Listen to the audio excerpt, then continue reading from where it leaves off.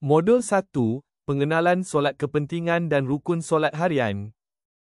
Selamat datang ke perjalanan solat anda.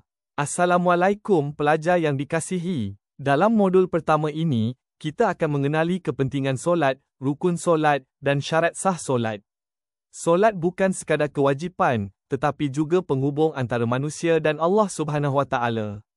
Mari kita fahami mengapa solat itu sangat penting dalam kehidupan seharian kita. 13 rukun solat yang perlu diketahui berdiri bagi yang mampu. Berdiri tegak semasa solat jika berkemampuan. Niat-niat di dalam hati untuk menunaikan solat.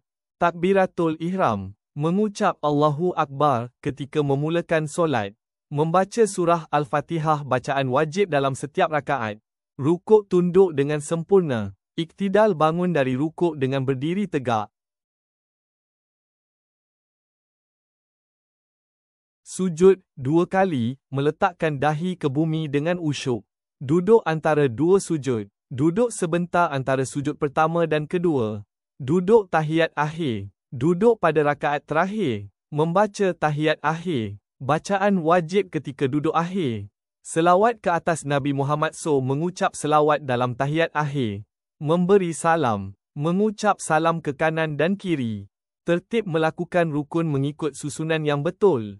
7 syarat sah solat Islam. Beragama Islam balik cukup umur. Suci dari hadas. Berwuduk atau mandi wajib. Menutup aurat. Berpakaian menutup aurat. Waktu solat masuk. Menunaikan pada waktunya. Menghadap kiblat. Menghadap ke arah Kaabah suci tempat dan pakaian. Bersih dari najis. Niat solat 5 waktu solat subuh, usolli farda as-subi ra'ataini mustaqbilal kiblati adaan lillahi ta'ala. Sahaja aku solat fardu subuh 2 rakaat menghadap kiblat kerana Allah Ta'ala. Solat zuhur, usolli farda az-zuhri arba'a rakaatin mustaqbilal kiblati adaan lillahi ta'ala. Sahaja aku solat fardu zuhur 4 rakaat menghadap kiblat kerana Allah Ta'ala. Solat asar, usolli farda al-asri arba'a rakaatin mustaqbilal kiblati adaan lillahi ta'ala. Sahaja aku solat fardu asar 4 rakaat menghadap kiblat kerana Allah Ta'ala. Solat maghrib, usolli farda al-maghribi salasa rakaatin mustaqbilal kiblati adaan lillahi ta'ala. Sahaja aku solat fardu maghrib 3 rakaat menghadap kiblat kerana Allah Ta'ala. Solat isyak, usolli farda al-isha'i arba'a rakaatin mustaqbilal kiblati adaan lillahi ta'ala.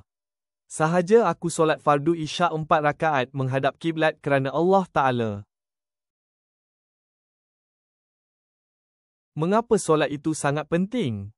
Dirikanlah solat, sesungguhnya solat itu mencegah dari perbuatan keji dan mungkar. Surah Al-Ankabut, ayat 45. Solat adalah tiang agama. Tanpa solat, kehidupan seorang Muslim tidak sempurna.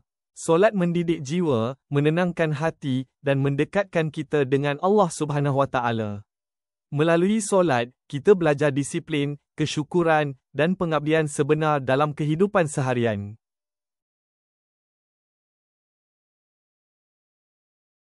Hikmah dan manfaat solat menenangkan hati dan fikiran. Solat membawa ketenangan jiwa dan mengurangkan tekanan kehidupan seharian. Membentuk disiplin diri. 5 waktu solat mendidik kita menjadi insan yang berdisiplin dan teratur. Menghapus dosa kecil. Solat yang usyuk menghapuskan dosa-dosa kecil yang dilakukan setiap hari.